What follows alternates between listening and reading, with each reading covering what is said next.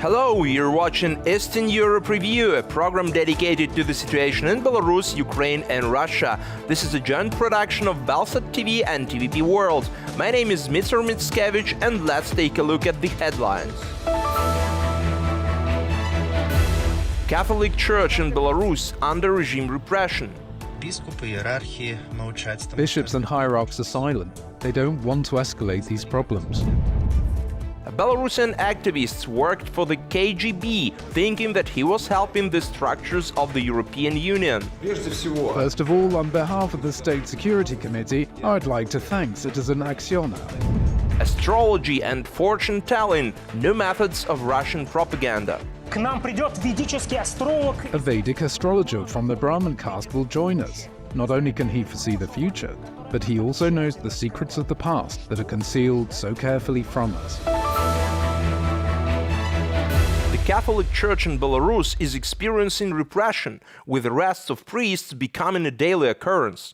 Representatives of other religions are also suffering. Dictator Lukashenka is planning to introduce even tougher legislation regarding freedom of religion. All of this is happening amidst the complete absence of public statements or commentary from the Vatican. The security forces of dictator Lukashenka have arrested a Catholic priest, Vyacheslav Pialinak, taking him to an undisclosed location. He was apprehended from the church immediately after the morning service. The incident occurred in the western part of Belarus, in the city of Brest, situated on the border with Poland. This is part of the pressure that the Catholic Church in Belarus has been facing since the 90s. It's just that after the 2020 protests, the situation has become tougher. Sanctions from the state have also become tougher, and the arbitrary detention of priests is a new element of increased pressure. Last week, another priest, the abbot of the Volozhin parish, Henryk Achalatovich, who is well known in Belarus, was also detained. The Christian Vision Project, which monitors repression on religious and political grounds, claims with reference to its sources that the priest has been charged with treason. This is not the first case of repression against Henryk Achalatovich, as he was also persecuted during the Soviet era. The leadership of the Catholic Church in Belarus has not commented on the situation regarding the arrest of priests. Bishops and hierarchs are silent. They don't want to escalate these problems. Bishops remain under constant pressure, and as past practice shows, escalation or criticism are unlikely to yield results. That would only lead to new repressions. According to sources from BELSAT TV channel, the regime of dictator Lukashenka is considering a complete ban on services in the Polish language in churches, as well as deporting all priests with Polish citizenship from Belarus next year. If this project is implemented, it would further restrict the rights of the Polish minority in Belarus. Unfortunately, the Pope takes only symbolic steps. One such symbolic step that has been remembered by Belarusians over the past 3 years is the conferring of knighthood on Alexander Zaitsev, a businessman close to Lukashenka. Such a step perfectly characterizes the Pope's awareness of what is happening in Belarus. The Vatican tries to be friends with those in power, those who have influence. Although they constitute the majority among the repressed, it is not only Catholics who are persecuted in Belarus. According to information known to Christian Vision, since the crackdown on peaceful protests in 2020, 25 Catholic priests, 19 Orthodox priests, 5 Greek Catholic priests, and 17 evangelical ministers have been subjected to political repression. Religious life is one of the spheres where a person can be free, where there is the freedom to have an opinion, the freedom to uphold values, and the freedom to act according to those values. It is also a network of civil society interactions, and that's why the logic of the regime is to destroy this civil society. In the face of repressive actions against the religious community, the regime has amended the legislative framework. In October, the House of Representatives approved changes to the Law on Freedom of Conscience and Religious Organizations Act. By the end of the year, all religious organizations will be required to re-register under new, more stringent rules. The new law is undeniably repressive, suppressing religious life. Who will become victims of it? It's clear that all those who disagree with the ideology of the modern Belarusian state will be affected. And when this re-registration of religious associations begins, we'll see the full scale of this tragedy. The experts interviewed by BELSAT are confident that despite the new stringent legislation, the regime will not be able to fully control honest priests. Religious organizations that face liquidation as a result of re-registration will still exist, but this time operating underground. A Belarusian activist who had fled the country due to political persecution was submitting reports to the KGB. Throughout this time, Oleg Aksyonov believed he was collaborating with the European Court of Auditors, assuming that EU deputies were assigning him tasks to collect information at events about participants and funding. According to the activist, all the information he provided can be found in open sources, but the Lukashenko regime's propaganda has framed this case as an exposure of the opposition. A security seminar for activists of the Belarusian Democratic Forces organized by activist Oleg Aksyonov in Warsaw ended in a scandal. Instead of the expected European MP Fabio Zimmer, Belarusian KGB officer Konstantin Bychek appeared on the video call. Good evening to everyone present. First of all, on behalf of the State Security Committee, I'd like to thank Citizen Aksyonov.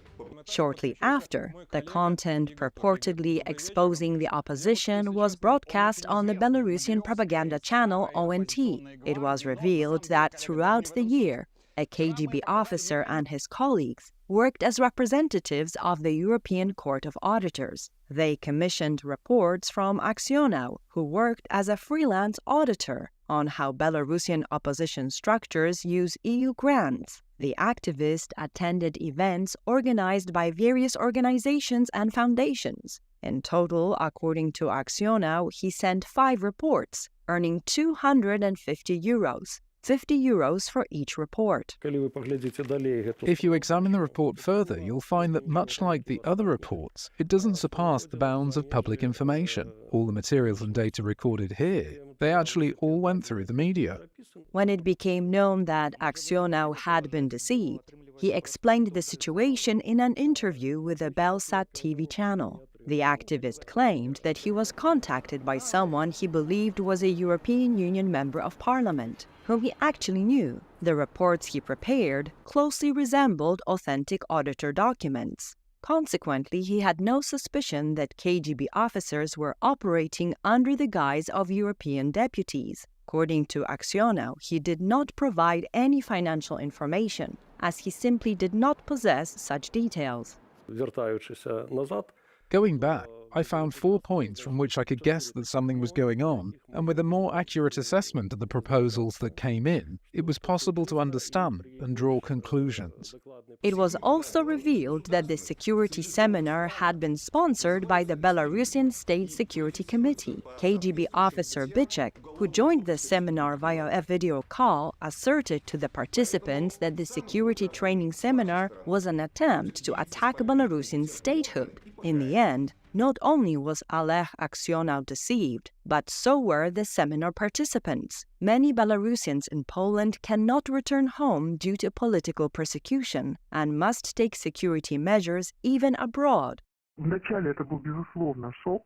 At first, it was of course a shock, the effect of surprise. Shock and disgust, that's what I'd say. Just imagine you're meeting with friends, having conversation, building connections, and someone is crawling behind you through the bushes, over the pebbles, creeping, eavesdropping, spying. We must understand that their main goal is to sow discord, to make us feel afraid and suspicious of each other.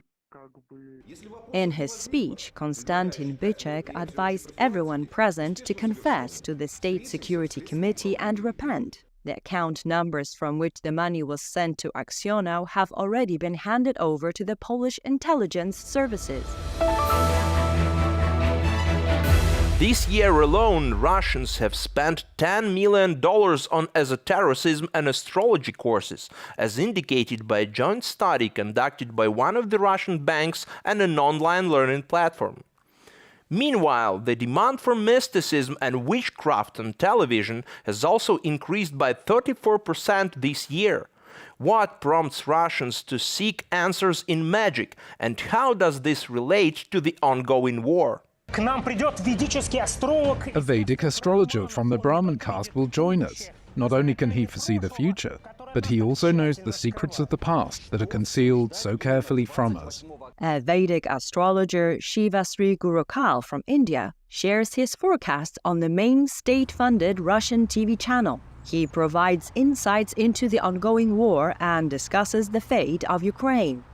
Ukraine will fall apart into two different countries. One half may go to Russia, the other half will remain Ukraine, the one that existed before. There will be several military conflicts. They will continue. The military operation will continue, but I'm sure that success will await Russia in the future. While the Indian sorcerer is captivating the Russian television audience with his predictions, on the second most popular Russian TV channel, he is competing with the Afghan mathematician Siddiq Afghan.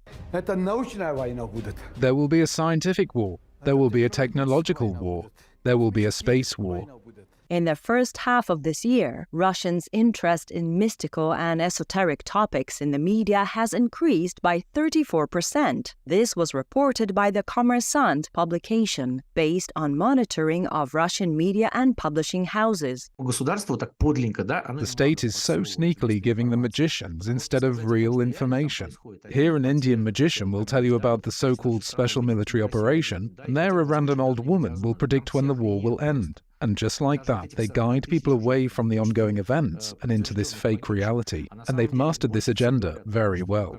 If only a select few make it onto television, the rest of the magicians, astrologers, and esoterics are accepted onto platforms such as YouTube and TikTok.